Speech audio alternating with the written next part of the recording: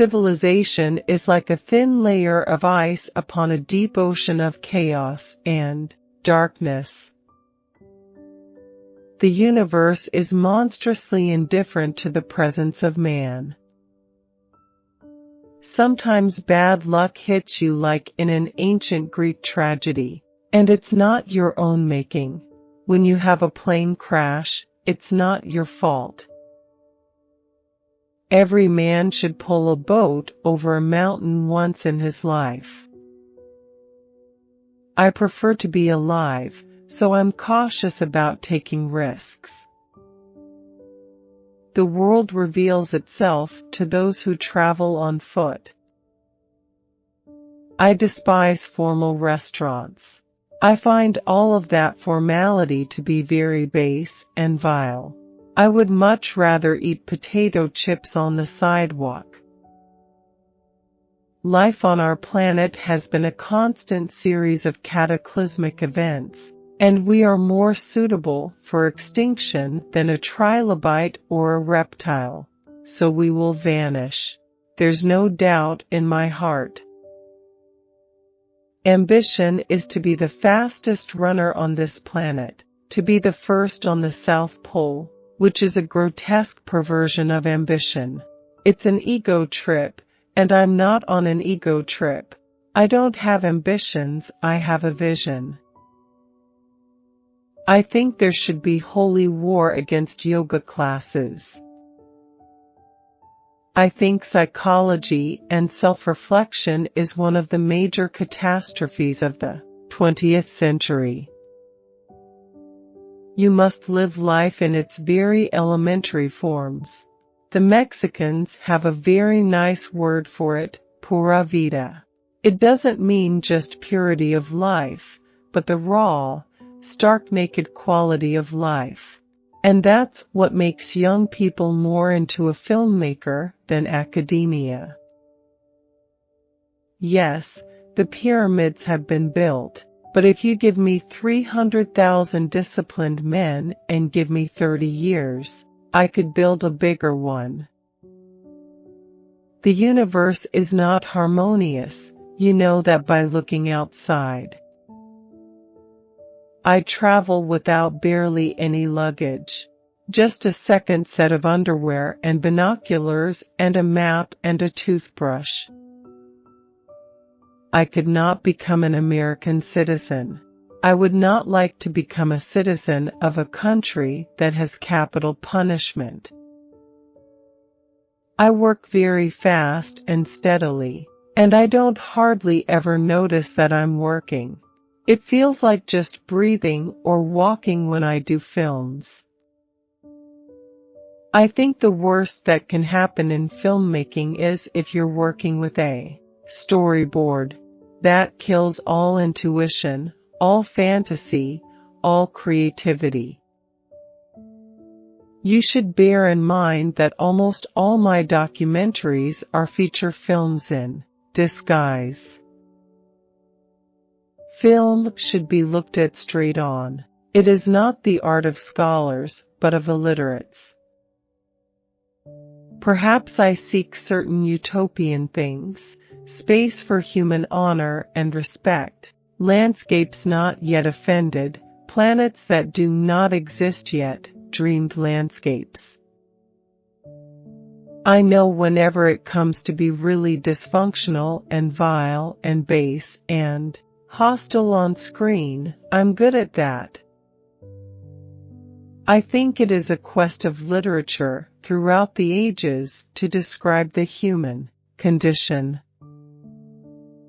Technology has a great advantage in that we are capable of creating dinosaurs and show them on the screen even though they are extinct 65 million years.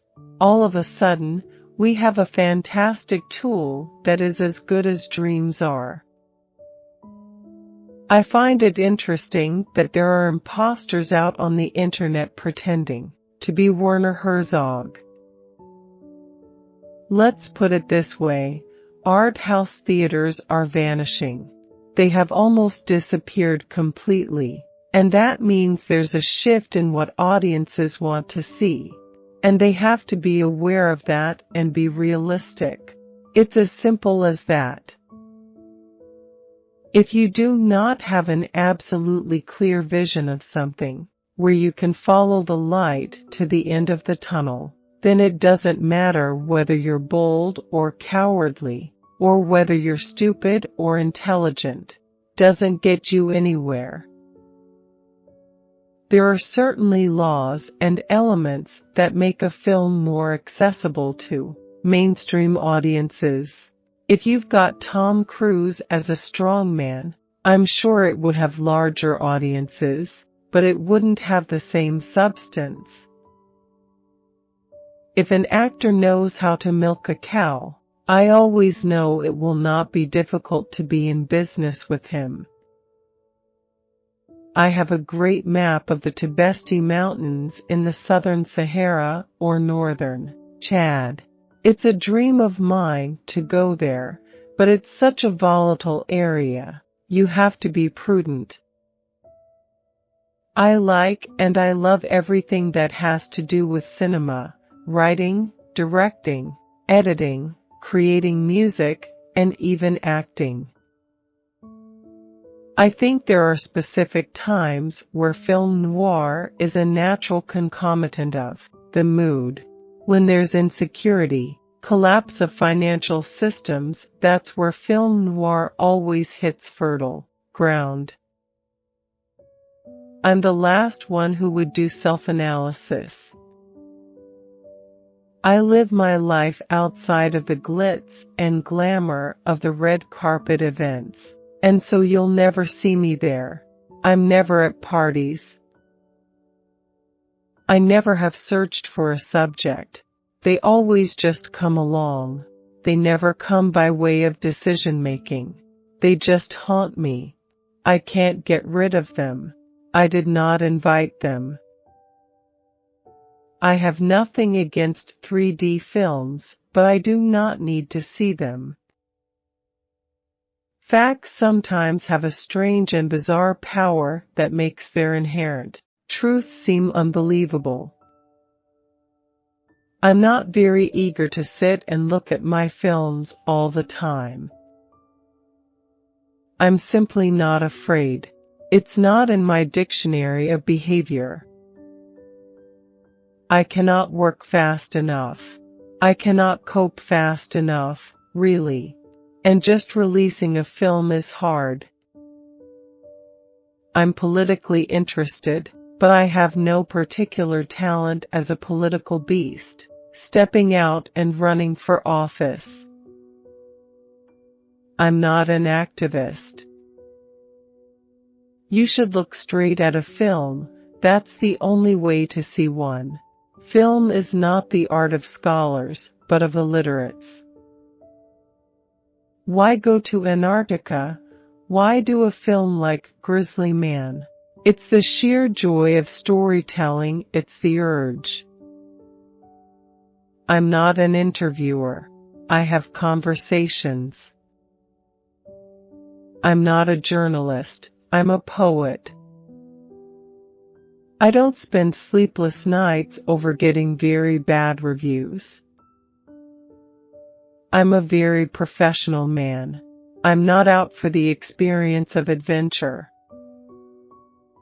I'm not into digital marketing, downloading, or streaming. I've always been a man of the theaters.